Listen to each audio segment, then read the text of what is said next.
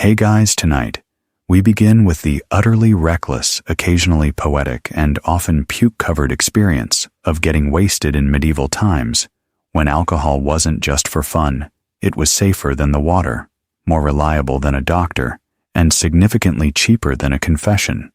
So before you get comfortable, take a moment to like the video and subscribe, but only if you genuinely enjoy what I do here. And let me know in the comments where you're tuning in from and what time it is for you. It's always fascinating to see who's joining us from around the world. Now dim the lights. Maybe turn on a fan for that soft background. Hum, and let's ease into tonight's journey together. Imagine you're a peasant in the 13th century Europe. You've been working the fields since sunrise. You're caked in mud, your back hurts, and you're parched. But instead of reaching for a glass of water, you do something your modern descendants would find deeply alarming. You reach for a tankard of ale, and not because you're trying to get tipsy. No, it's because water could kill you. Medieval people had a healthy, well-earned paranoia of untreated water rivers, and wells were convenient dumping grounds for sewage, dead animals, and the occasional unlucky traveler. Germ theory didn't exist yet. But people had figured out through trial and very unfortunate error that drinking straight from the stream was a shortcut to spending the night with your face in a ditch or in a shallow grave. The solution: small beer, a low-alcohol, mildly fermented drink made from grains barley, and whatever yeast happened to be floating around it. Wasn't glamorous. It wasn't strong, but it was safer than the plague-ridden puddle outside. Children drank it.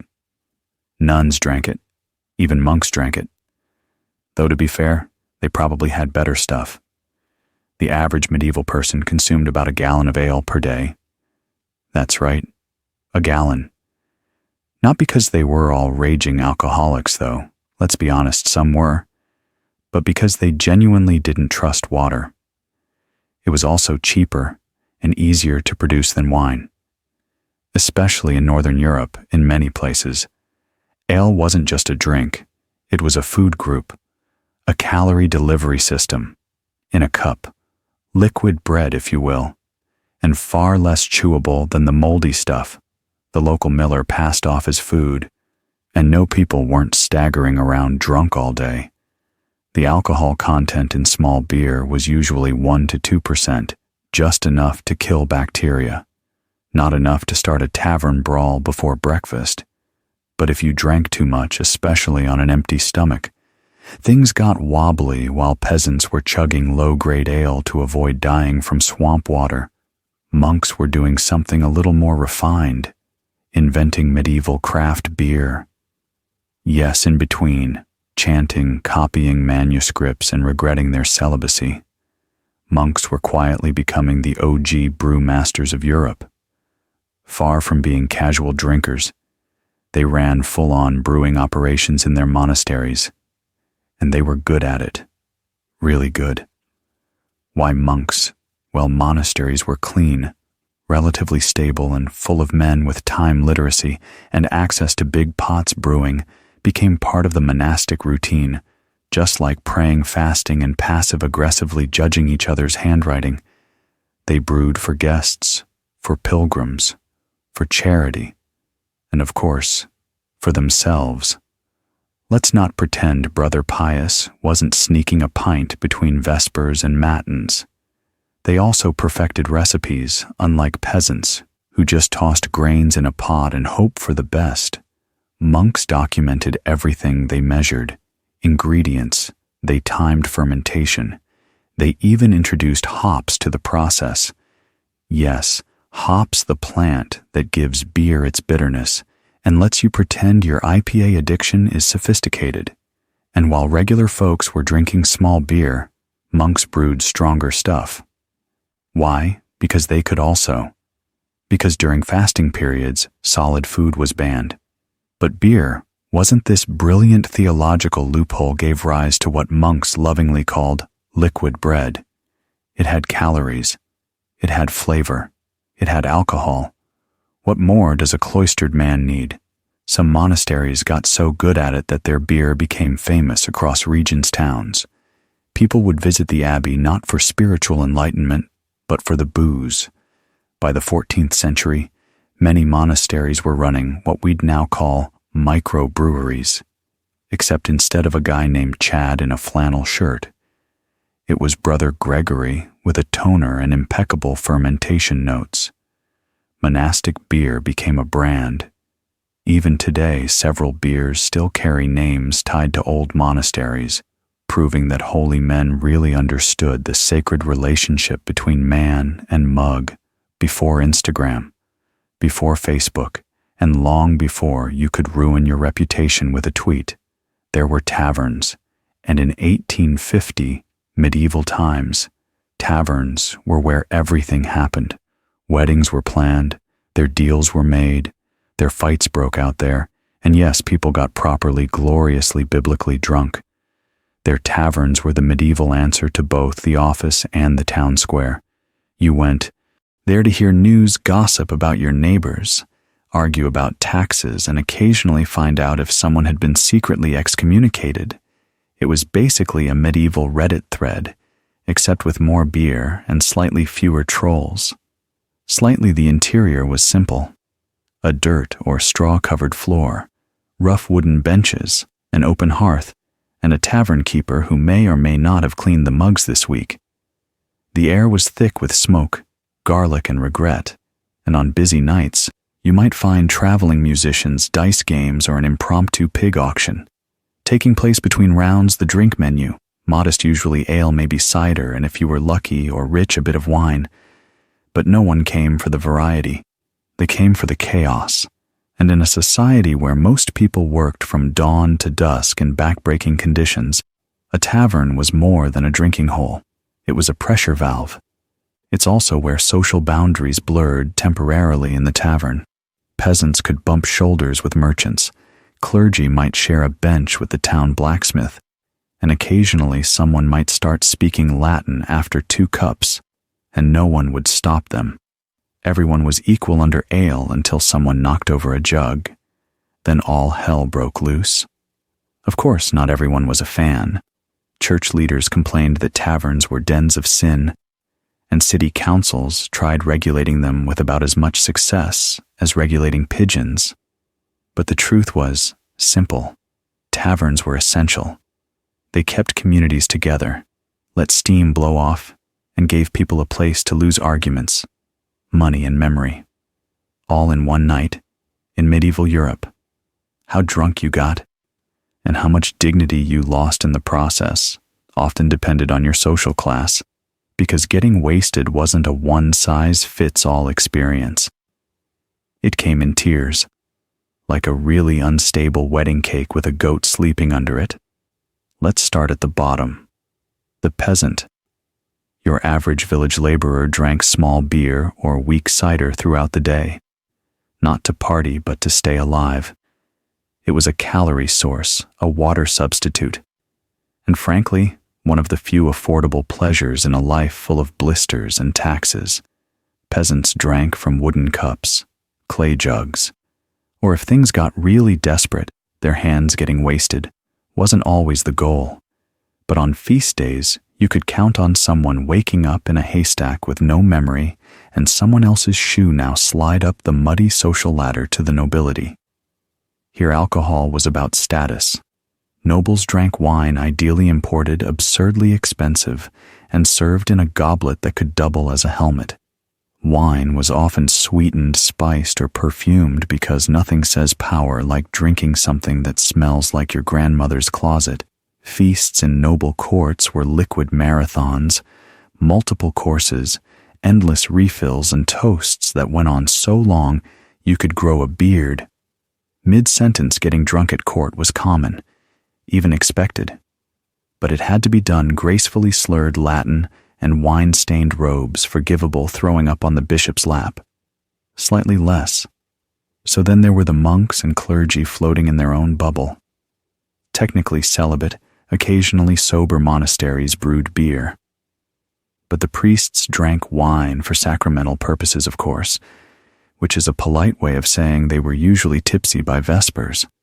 But whether peasant or noble, the one universal rule was, don't waste it.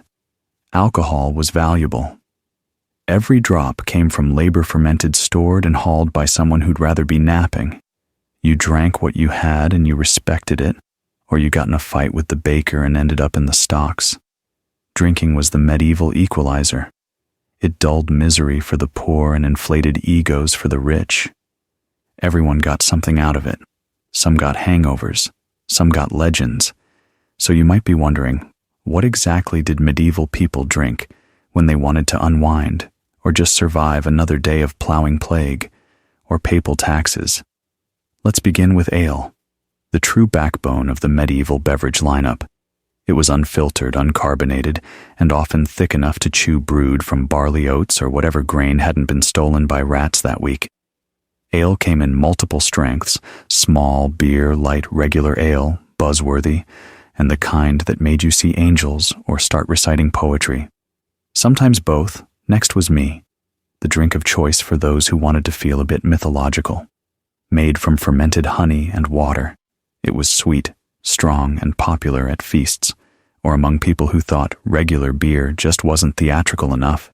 If Allay was the village plumber, me was the bard with the lute and questionable eye contact. Then came wine, mostly for the rich, the monks and anyone living in southern Europe where grapes were more plentiful than morels. But medieval wine was a far cry from your modern Merlot. It was often sour, weak, and routinely mixed with herbs, spices, or even cider. Yes, cider. Nothing says I'm classy, like sipping a Cabernet that tastes like brine. And regret, you also had cider and Perry fermented apple, or pear drinks, popular in orchard regions, sweet fizzy-ish, and dangerously easy to overdrink, especially if you were already 2 tankers deep into your no work today plan and then things got weird. Some folks drank bracket, a medieval hybrid of beer and mead, usually strong enough to peel paint. Others enjoyed, said, a bizarre, hot mixture of curdled milk and ale. Picture a foamy soup made by someone who's angry at cows. Occasionally, medicinal concoctions came into play. Herb-infused wines that promised to cure everything from headaches to demons. Whether they actually cured anything is questionable. But after 3 cups, no one cared. And finally, there was ale mixed with raw egg for the brave and the soon-to-be nauseous. Did it help with strength? Maybe did it smell like something you'd regret? Absolutely. If you think medieval people drank a lot during regular days, you should see them at a feast. These weren't your grandma's polite dinners.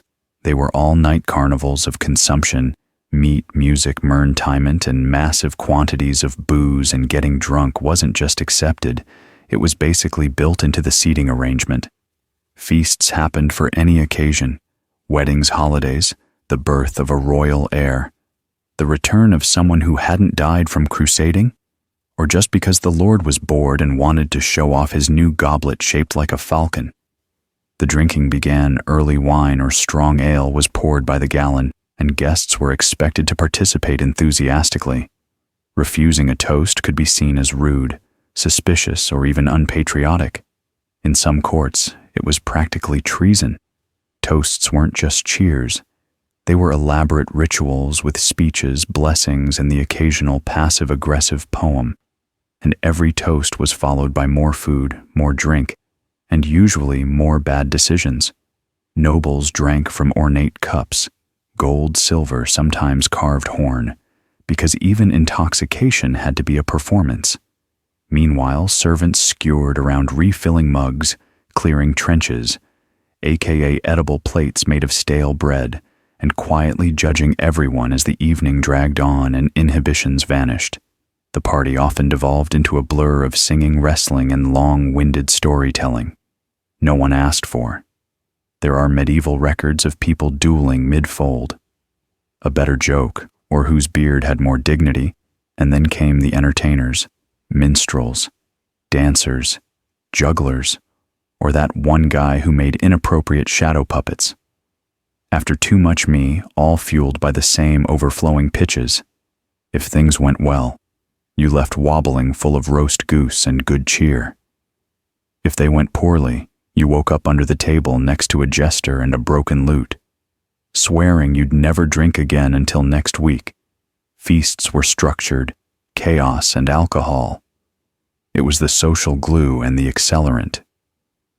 If you thought beer pong was the peak of human civilization, allow me to introduce you to the chaotic world of medieval drinking games, where the stakes were high, the rules were vague, and the chance of injury hovered somewhere around. Absolutely getting wasted wasn't just a side effect of medieval socializing.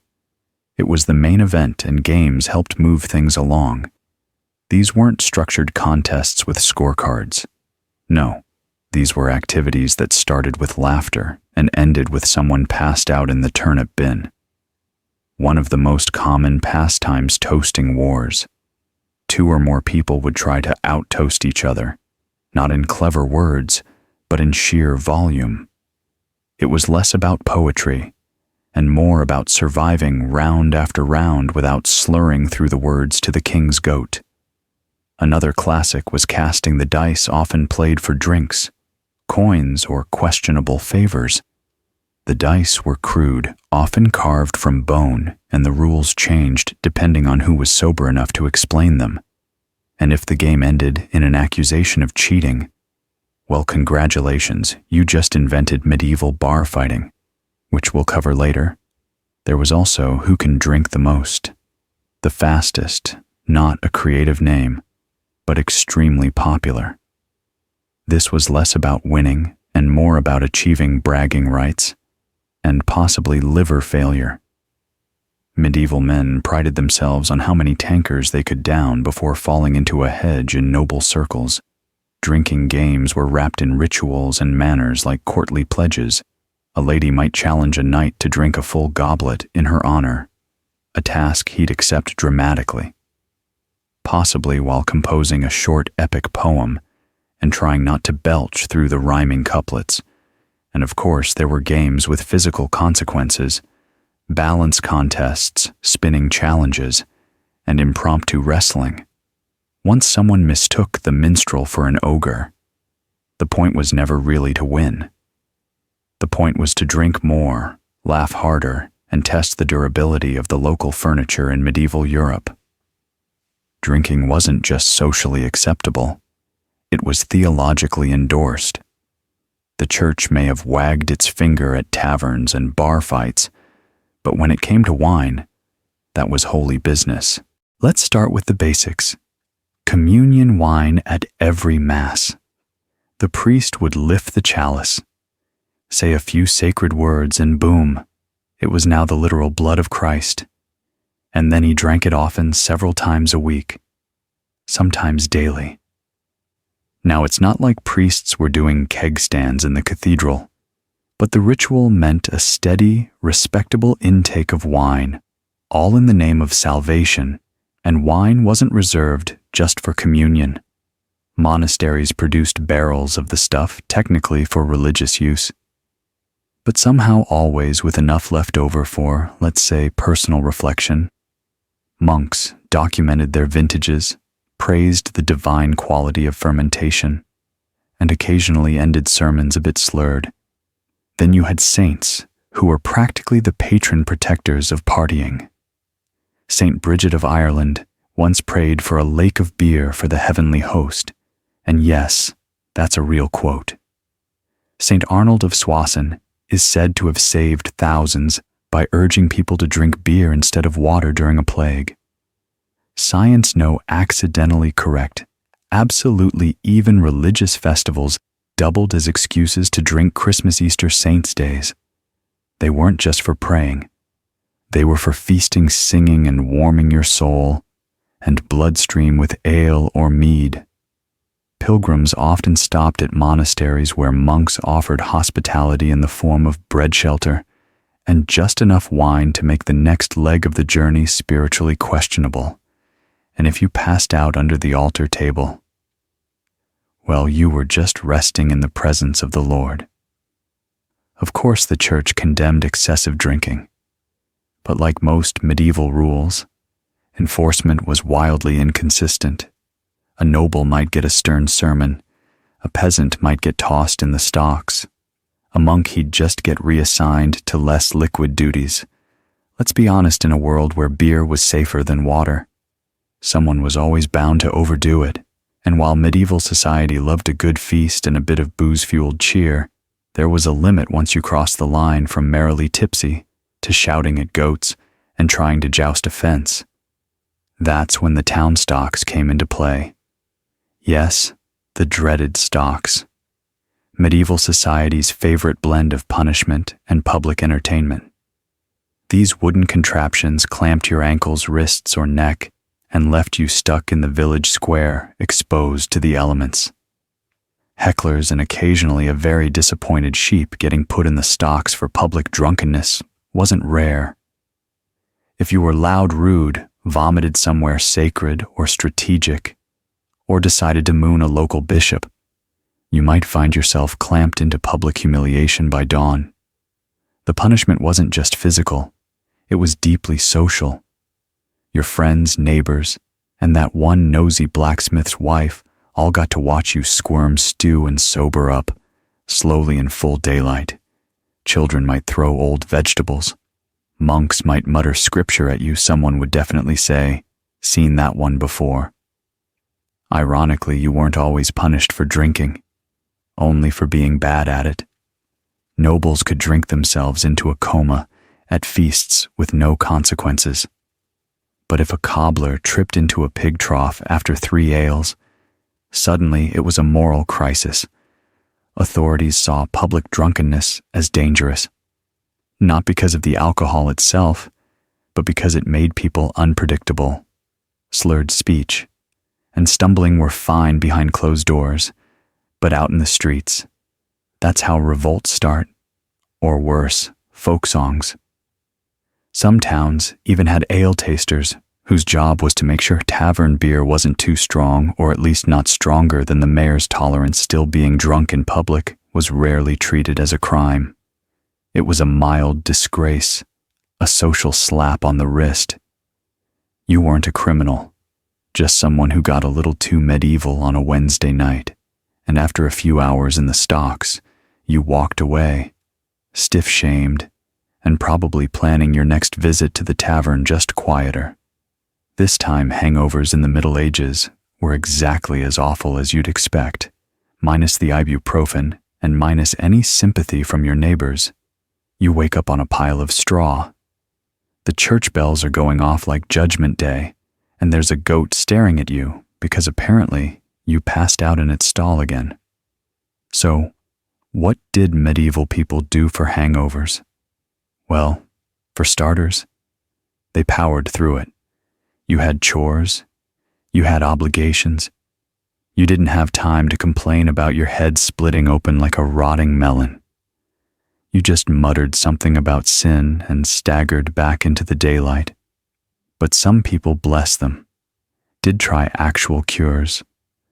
One popular one, raw eggs and ale, because nothing says recovery like mixing what wrecked you with what might give you salmonella. Others swore by vinegar or fennel tea or infused herbs, which usually tasted like grass and sadness. If you were lucky enough to have access to a doctor, and I use that term loosely, they'd talk about imbalanced humors and probably bleed you a little. Nothing helps a hangover like blood loss, right? Some just kept drinking. That's not a joke. Hair of the dog wasn't invented yesterday. Medieval folks figured, well, I already feel like death, might as well top it off with a warm mug of redemption. The church predictably had a different take. Hangovers weren't just your body punishing you. They were God punishing you. The prescription was repentance and maybe fasting. Nothing cures a headache like guilt and a dry crust of bread. Honestly, most people probably didn't call it a hangover. They just called it Thursday. But make no mistake, Getting wasted in medieval times had consequences. The difference is you couldn't tweet about it.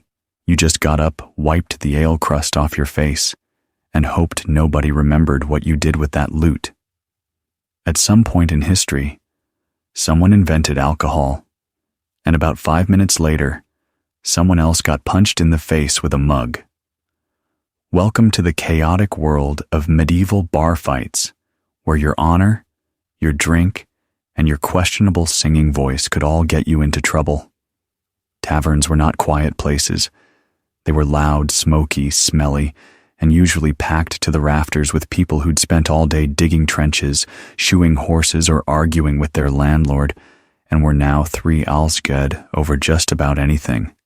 Spilled drinks, unpaid debts, dice games gone wrong. Who had the better beard, who insulted whose ox, and occasionally, because someone thought the other guy looked too French. That was an actual insult in certain towns. Weapons weren't supposed to be brought into taverns, but let's be honest, this rule was as effective as modern no-smoking signs. In 1990s, bars, daggers, clubs, even walking sticks could turn into weapons if the argument got heated enough, and if you didn't have a weapon, no problem. Tankers were heavy, and so were wooden stools. Tavern brawls ranged from quick shoving matches to full-blown furniture-destroying chaos. Sometimes the tavern keeper stepped in. Sometimes they just watched from a distance, arms crossed, calculating how many tables they'd need to fix in the morning. Local authorities usually didn't care unless someone died or unless someone important got bruised. If it was just 2 peasants swinging wildly in the corner, while a lute player kept strumming in denial. It was basically a Friday night. But if a noble or a visiting merchant got involved, suddenly the law showed up and stocks were prepared. Or worse, you were fined a month's wages and banned from the tavern, which was basically medieval exile. Despite the risks, fighting was part of tavern culture. You went in for a drink and a laugh. Sometimes you got both. Sometimes you got a black eye and a story. You weren't allowed to tell around your grandmother. Medieval drinking wasn't just a man's game. In fact, if you walked into a tavern or bought ale from the corner stall, there was a good chance a woman had brewed it, sold it, and maybe poured it on your head. If you got mouthy, enter the alewife, one of the most common and underappreciated figures in medieval booze culture. Alewives weren't just women who brewed beer. They were the primary brewers for centuries. Brewing was considered domestic work like baking or churning butter, except it could get you tipsy and occasionally cursed out by hungover blacksmiths. These women brewed small batches of ale at home, then sold it out of jugs' windows or tiny stalls called tippling houses. Some operated out of their kitchens, others ran full-on public alehouses, and yes, they could get in trouble, especially if their ale was too strong, too weak, or mysteriously made. People hallucinate and fight chickens. Wives were expected to follow local brewing laws which changed depending on the town, the year, or the mood of the inspector. Prices were fixed by law, which meant if an alewife overcharged or watered down her product, she could be fined, publicly shamed, or forced to wear a paper hat, declaring bad brewer. Yes. Really? Then there were tavern maids who worked inside the alehouses, pouring drinks, scrubbing tables, and trying not to get groped by guys named Oswald with 3 teeth and too much meat in his system. These women had to be tough, fast, and fluent in insults. Some were just trying to earn a wage. Others flirted their way to better tips. A few married rich drunks and retired early, the medieval dream. But women weren't just behind the bar. They drank too, especially at festivals, weddings, or after dealing with 8 children and a cow that refused to cooperate. Drunkenness wasn't praised in women, but it wasn't unheard of either. And if the ale was good and the night was long, A few verses of bawdy song were absolutely fair game in the Middle Ages. If you were sick, injured, or just looked mildly uncomfortable, someone was going to hand you alcohol. Maybe it was a priest. Maybe it was your barber surgeon. Maybe it was your grandmother. But rest assured, the medieval solution to almost anything was, have a drink. And to be fair, it sometimes helped. Not because alcohol cured anything, but because when you're dizzy, feverish, or bleeding from a jousting mishap, a few cups of wine can take the edge off. Welcome to medieval medicine, where alcohol was painkiller, antiseptic, sedative, and occasionally breakfast doctors. And again, that term's doing a lot of heavy lifting. Routinely prescribed wine and ale. If you had a cold, warm wine, a headache wine with mint digestive issues, mead mixed with herbs served in what was essentially a hollowed-out medieval mug, and a prayer. Even monks brewed herbal lures for healing purposes. These were strong, sweet, syrupy concoctions flavored with wormwood, sage, or whatever. Looked vaguely medicinal in the garden. Today we'd call that digestive. Back then, they called it medicine and just hoped you didn't die. One particularly bold remedy involved soaking herbs in brandy, then drinking it to cleanse the humors.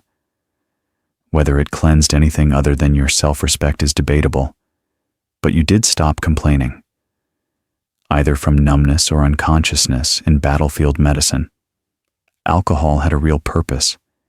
It cleaned wounds, or more accurately, it stung like hell and distracted you from the guy soaring off your leg with something that used to be a farming tool. Sometimes they gave the patient a strong drink before the amputation. Sometimes they were the patient and just passed around the bottle. But medieval people didn't just use alcohol for injuries. It was prescribed for melancholy plague symptoms, childbirth recovery, and spiritual despair. If you were breathing, there was probably a bottle involved. Did it work? Occasionally. Did it make things worse? Also occasionally. But hey, in an age where bloodletting was considered science and leeches were practically co-workers, alcohol was at least pleasantly wrong. If there's one thing governments have always been good at, it's noticing when people are having fun and figuring out how to tax it. And in medieval Europe, alcohol was no exception. Drinking wasn't just a pastime, it was an economic engine, brewing, selling, and serving alcohol. Created jobs, generated revenue, and gave local authorities yet another excuse to write unnecessarily dramatic laws. Some towns even had aliconers, official taste testers who checked whether the beer was good, legal, and appropriately frothy. Not a bad gig. Assuming you didn't mind, gout taverns needed licenses to operate. Though what counted as a license varied wildly. In some places, it was a stamped document. In others, it was just a verbal agreement with the local bailiff and a sack of onions as collateral. But if you served ale without permission, you could be fined, shamed, or shut down faster than a poorly played lute solo. Prices were also regulated, that's right. Price caps on beer. Authorities posted ale prices on wooden boards, and alewives or tavern keepers who charged too much were punished in theory and practice. If your ale was strong, and your cousin worked at the mayor's office, things got flexible, and then came the taxes, wine taxes, malt taxes. In some places, there were even drinking vessel taxes. Imagine getting fined for using a cup that was too fancy. Welcome to medieval capitalism. Monasteries and nobles often had tax exemptions. Of course, because nothing says divinely inspired like not paying duties on your barrels of me. Meanwhile, peasants were stuck paying levies on every batch they brewed for family gatherings, even if it tasted like watery sadness. But these regulations didn't stop people from drinking. They just made them more creative. Some taverns operated unofficially. Some brewers sold off the record, and others simply bribed the right people and hoped no one checked the ledgers too closely. The result, a booming, slightly illegal ale-soaked economy built on loopholes, gossip, and the unshakable human desire to have a pint at the end of a long day in short medieval booze wasn't just social. It was business, and business was booming by the end of the medieval period. The way people drank and what they drank started to shift slowly, subtly, and with far fewer pigs in taverns. One major change came with the rise of stronger alcohol distillation. That magical process that turns wine into something that could clean wounds and erase memories became more refined in the late Middle Ages. This gave birth to early versions of brandy aquavate water of life and other dangerously potent drinks that made beer look like toddler juice. At the same time, international trade expanded exotic spices. New brewing techniques and eventually sugar and rum made their way into Europe with every shipload of imported goods. Drinking culture evolved and ale began to lose ground to wine and spirits, especially among the wealthy who now wanted to sip imported claret and pretend they were part of the Renaissance taverns. Also got an upgrade by the 16th century. Some evolved into inns and public, also started to forget how deeply entwined alcohol had been with survival celebration and social life for centuries. In ancient Babylon, love was not a spontaneous, rosy, chicked affair. It was war, and like any good war, it required strategy, incantations, and sometimes the assistance of a very grumpy demon Babylonian love magic didn't shy away from meddling with the supernatural if-houses. Early versions of the pub drinking was no longer just something you did after work. It became a structured part of travel politics and even postal delivery. Yes, medieval mailmen drank frequently, and then came the Reformation, which poured cold water and guilt on a lot of the party reformers. Like Calvin and Knox, were not big fans of public drunkenness. Suddenly drinking became a moral battleground, and taverns were accused of being dens of sin, sloth, and questionable fiddle-playing. Governments got stricter licensing laws, multiplied taxes, increased public drunkenness was increasingly criminalized. But the desire for a good drink that never went away, it just adapted. Alewives were pushed out by guilds and mal-run breweries. Wine was regulated by state-appointed officials. Spirits became fashionable in court, and slowly but surely drinking moved from an everyday necessity to more of a social choice. The Middle Ages gave way to modernity, and while we gained better sanitation, cleaner water, and slightly less you couldn't win someone's affection through charm. You'd write their name on a cursed clay figurine and bury it near their door. Just like that, you had leverage. Who needs roses when you've got necromancy? The Babylonians believed love could be summoned or subdued through ritual and invocation tablets from Mesopotamian archives. Describe enchantments where a priest or sorceress would call upon Ishtar, the goddess of love and war, to bend the will of a target. And Ishtar was not the gentle harp-playing type. She once destroyed an entire mountain range because someone dumped her. So, yes, she knew a thing or two about vengeance and passion. Some spells included hair nail clippings or drops of blood, organic tokens to tether the lover's soul to the spellcaster. These were either burned in small fires, dissolved into oils, or wrapped inside fabric pouches. These pouches would be buried beneath thresholds or hidden in beds to heat the heart of the desired person. That heating could sometimes cause obsession or madness. But hey, what's love without a little side effect?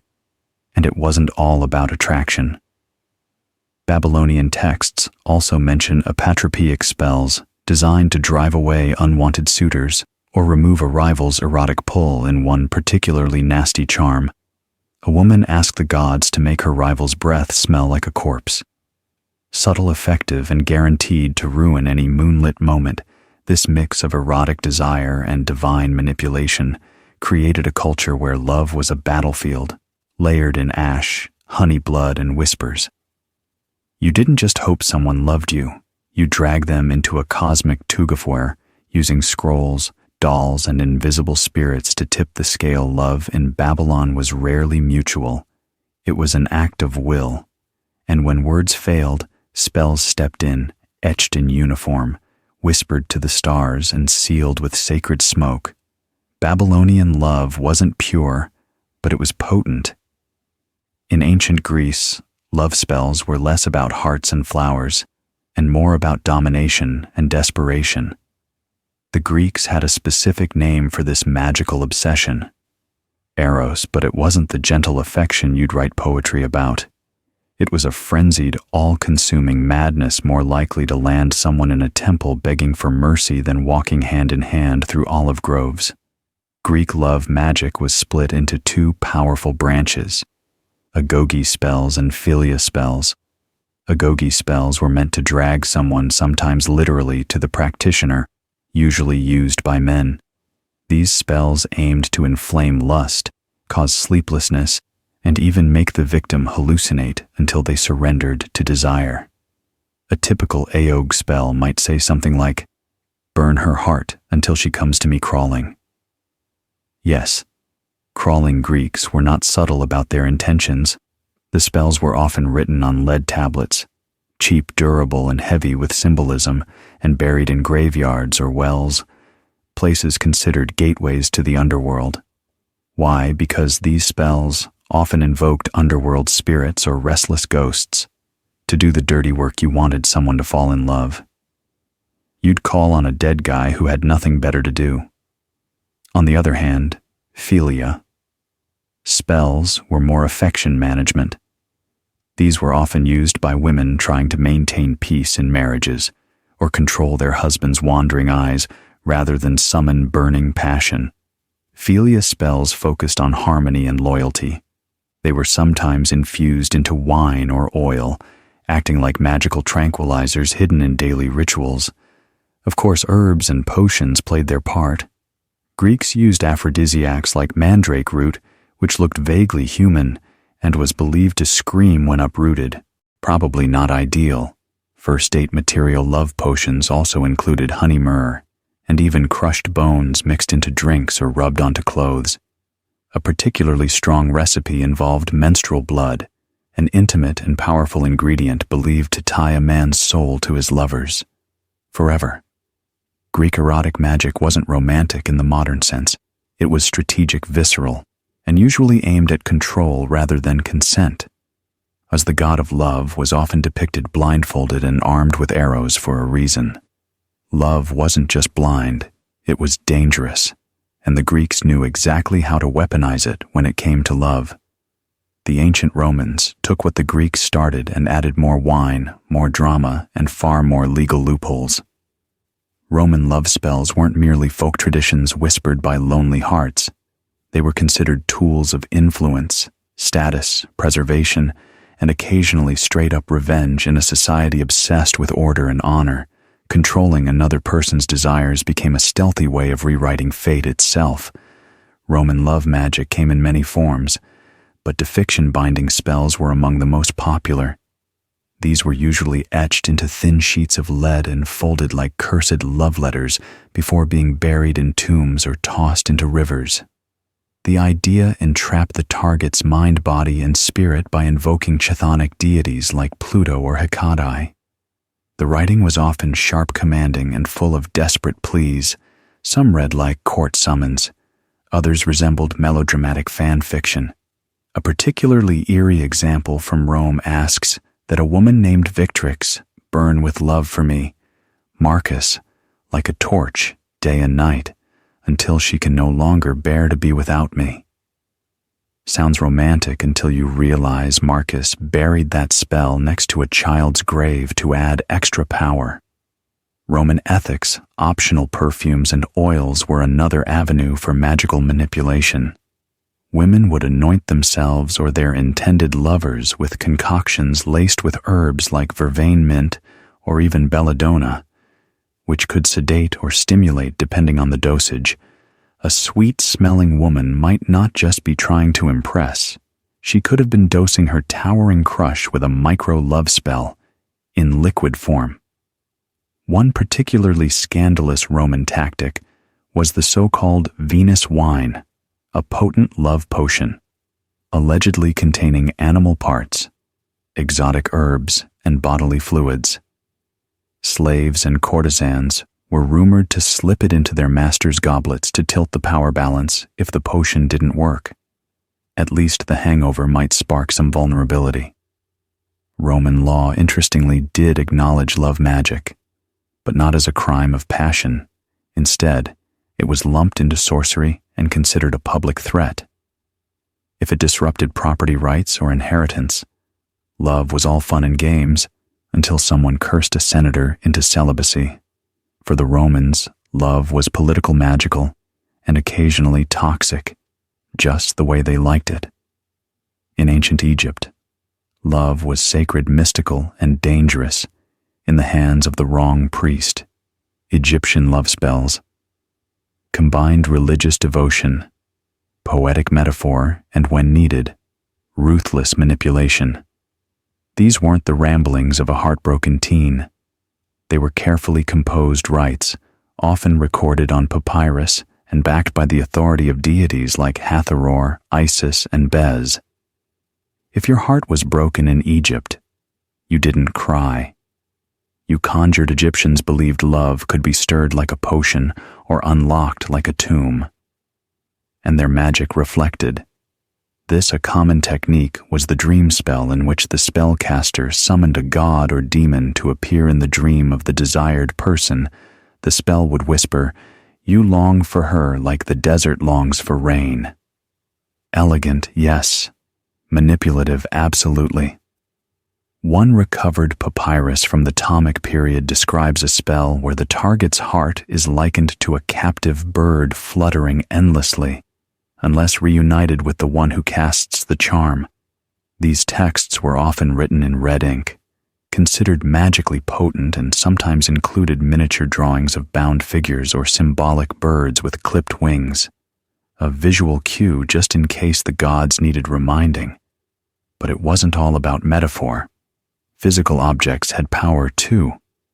Wax figurines were used to represent both the spellcaster and the target. These dolls were anointed with perfumes pierced with needles or placed in jars with inscribed love formulas, and depending on the goal, passion, or punishment, the results varied wildly. Want affection. Rub the doll with lotus oil. Want revenge for rejection.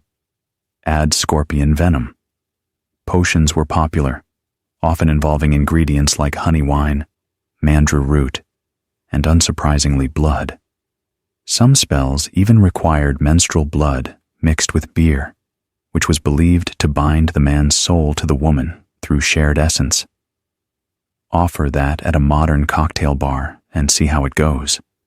What truly set Egyptian love magic apart was its divine undertone. These weren't mere tricks. They were invocations. Love and lust were seen as natural extensions of divine will.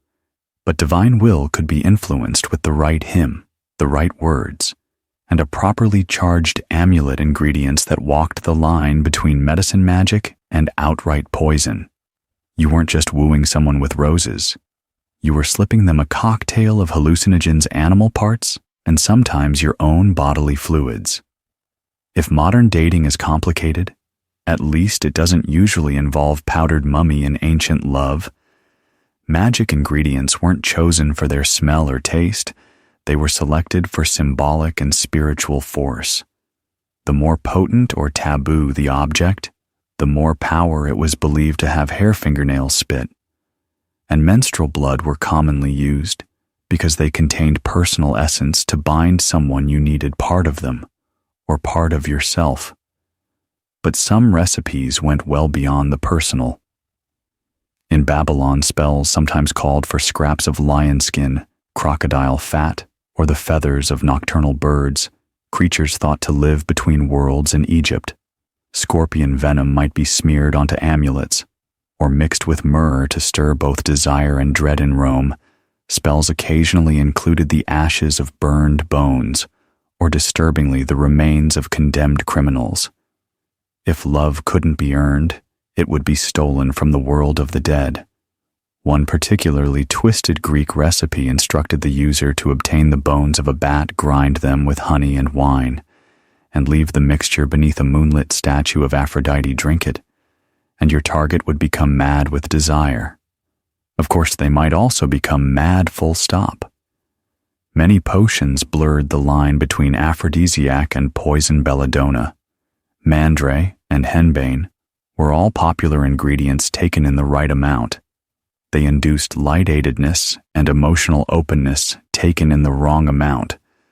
Well, let's just say love became eternal in a tombstone kind of way, and while men often wielded love spells to incite lust, women frequently used more subtle means, clothing enchantments, food magic, or charm bags sewn with silken herbs. These might be hidden in pillows or hung beneath beds. One Babylonian spell even instructs a woman to anoint her breasts with a sacred oil before embracing her lover, making the moment both erotic and enchanted. Not all ancient love spells were meant to ignite passion. Some were curses in disguise, wrapped in seductive words but loaded with venom. These weren't about mutual desire. They were about domination, humiliation, or vengeance, and their true goal wasn't love, it was control. In ancient Greece and Rome, many so-called love spells were actually defiction-binding curses meant to overwhelm the will of the victim. They might be phrased sweetly, "May she think of no other man but me," but their methods were sinister. The idea was to shatter a person's emotional independence, rendering them sleepless, obsessed, and emotionally enslaved. If that sounds like psychological warfare, it was these spells often targeted the mind and body. A popular Greek curse would ask deities of the underworld to bind the target's arms, legs, tongue, and even genitals, rendering them helpless, unless they came crawling back to the spellcaster. Lead tablets inscribed with these curses were folded tightly, symbolizing the sealed fate of the victim, and deposited in graves, wells, or crossroads, all liminal places where divine and human realms met. One infamous Roman example begged Pluto to turn her thoughts into madness until she seeks me out in the streets. It included specific bodily instructions: bind her knees so she cannot dance with another, bind her lips so she cannot kiss another. It wasn't romance, it was emotional kidnapping, complete with ghostly accomplices. Sometimes these love curses included a second victim, a rival. In that case, the spell would redirect all of the target's passion to the caster, while simultaneously ruining the rivals. Chances one spell from Carthage curses a woman's competitor with hair loss, a rotting voice, and womb sickness, a terrifying way to ensure she wouldn't be anyone's object of affection. Even in Egypt, where love magic often took poetic forms, curses seeped in. Some spells invoked lion-headed deities to tear apart a target's peace of mind until they submitted. Others used figurines of the victim, stabbed, burned, or broken, while reciting verses to bind their heart to the practitioner. Despite the elaborate rituals and eerie curses, ancient love magic wasn't always hidden in temples or carved into cryptic tablets. Much of it lived in the ordinary, woven into the routines of daily life. For many, casting a love spell was as natural as brushing one's hair or pouring wine. Magic wasn't separate from reality. It was embedded in it, in bustling markets from Babylon to Athens. Vendors didn't just sell figs and perfumes, they also sold magical charms. Small amulets made from carnelian, hematite, or bronze were carried in tunics or sewn into garments to attract affection or shield against unwanted advances. Some were shaped like phalluses, others like tiny hands or eyes, symbols believed to either charm or ward off lust. A girl might wear one when hoping to catch the attention of a suitor. A wife might tuck one under her mattress to keep her husband loyal. Love magic also slipped into food. Meals were prepared with more than just spice.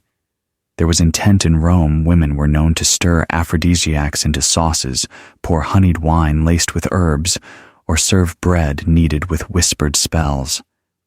One Egyptian charm directed the user to breathe into the cooking pot and speak the beloved's name 3 times. Dinner became a slow seduction, each bite a step closer to enchantment. Even cosmetics weren't immune. Ancient Greek women ground special herbs into their eye or lip pigments, believing it would make their gaze irresistible. A spell from the Hellenistic period instructed a woman to recite lines from a hymn to Aphrodite while applying rouge, transforming her daily beautifying routine into a sacred act of attraction clothing. To carried magic, a Babylonian text recommends washing a garment in enchanted water before offering it to a potential lover. In doing so, the shirt itself became a charm, and if that lover wore it, the spell was said to tighten like a net. These everyday spells weren't always grand or theatrical. They were subtle, intimate, performed in kitchens, bedrooms, and bathhouse. To the ancients, love magic wasn't reserved for desperate sorcerers or vengeful aristocrats. It was for everyone, for all their seductive promises. Ancient love spells were never guaranteed to work, and when they did, the consequences could be disturbing, even tragic. While many spellcasters imagined a blissful union as the result of their magical efforts, ancient texts and warnings suggest that love magic often unraveled in unexpected and terrifying ways. The same spell meant to bind a lover could just as easily summon illness, madness, or divine punishment in Greece, and Rome, philosophers and priests alike cautioned against meddling with the will of others. Theophrastus mocked those who relied on love potions, portraying them as foolish and desperate plenty. The elder flat-out labeled love magic as dangerous superstition, warning that its practitioners were either deluded or criminal. Even in magical papyri, cautionary lines were often included. Do not call upon this spirit unless you are ready to accept what follows, and what followed could be grotesque. One Roman legend tells of a man driven mad by a failed spell. He wandered the streets at night, calling out the name of a woman he no longer recognized in another tale. A woman who used a potion to secure her husband's fidelity found herself the target of his obsession as he became violent and paranoid.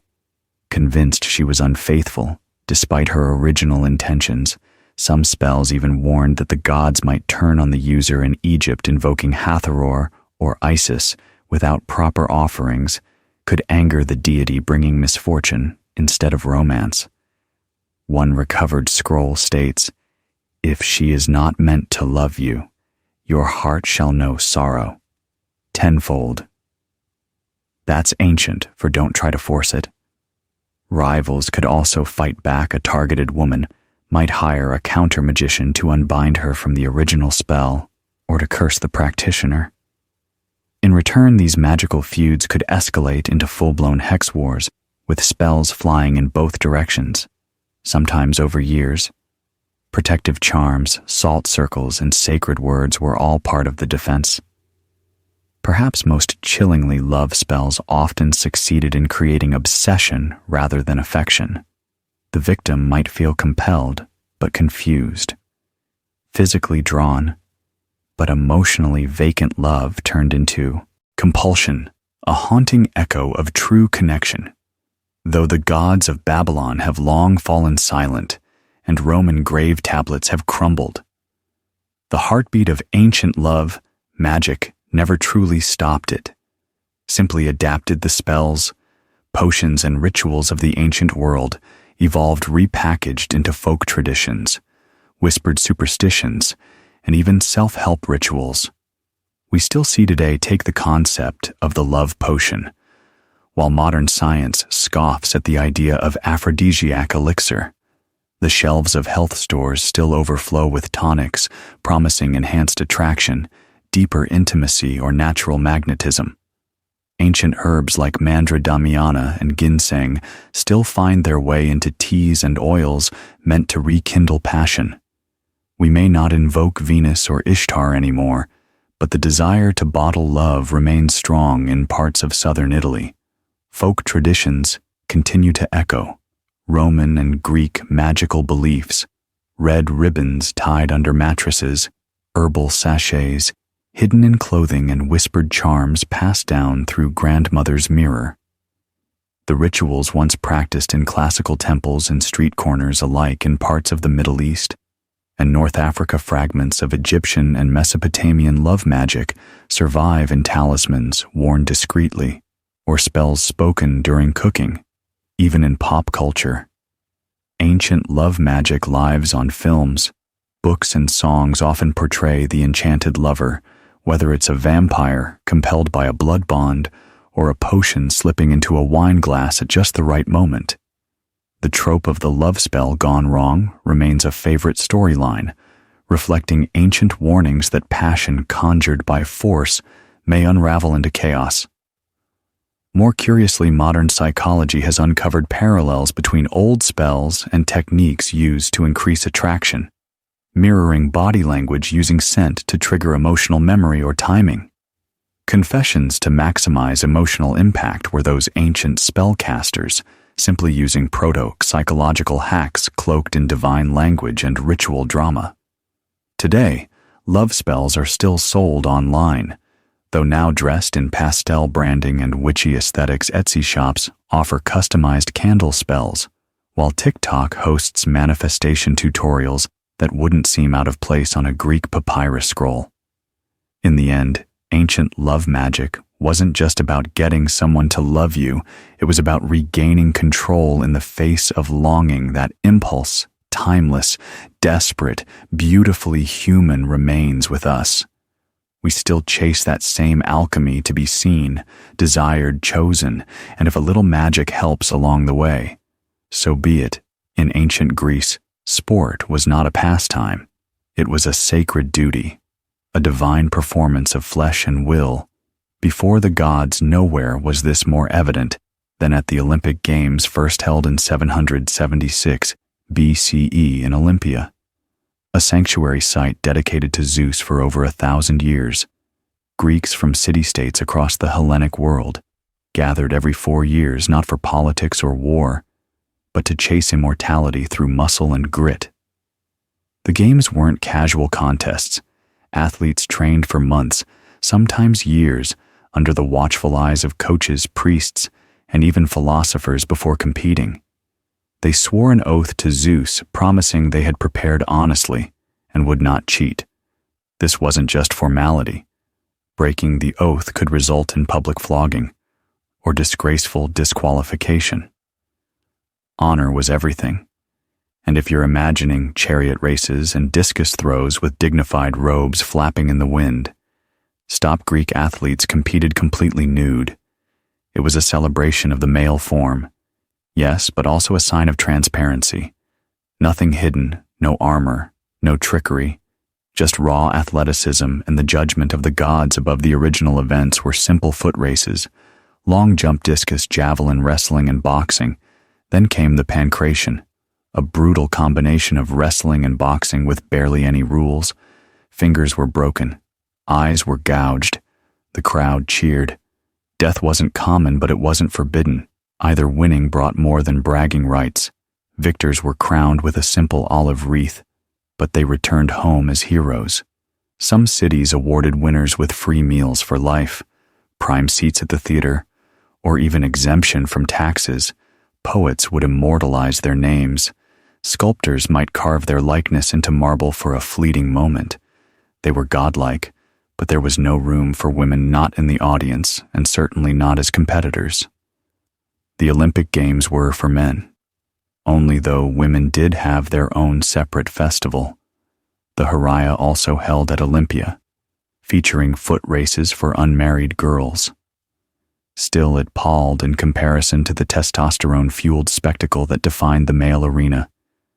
The Greek Olympics were more than games. They were a sacred fire burning with ambition, discipline, and divine expectation to run, to wrestle, to win. It wasn't just athleticism, it was ritual. It was legacy. It was war without weapons.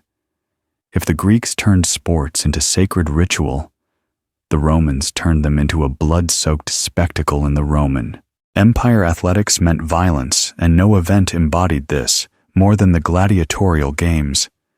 These weren't polite matches in tunics. They were brutal performances of life and death designed to thrill the masses, honor the dead, and remind everyone who held the power. Gladiators were typically slaves, prisoners of war, or condemned criminals. But despite their low status, they became household names. Some, like Spartacus, rose to legendary fame, admired even as they were paraded into combat for the crowd's delight, trained in special schools called ludi. These men, and occasionally women, were taught to fight with discipline, precision, and flair.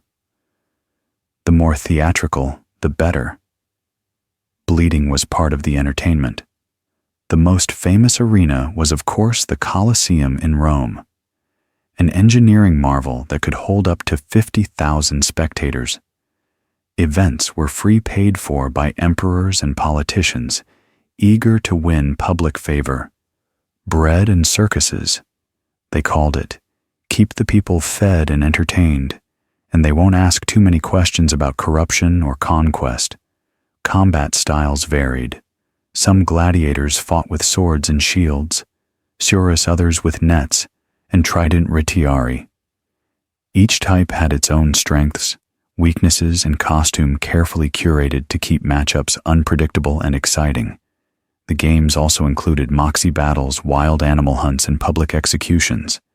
It was athleticism meets theater meets horror, but not every fight ended in death.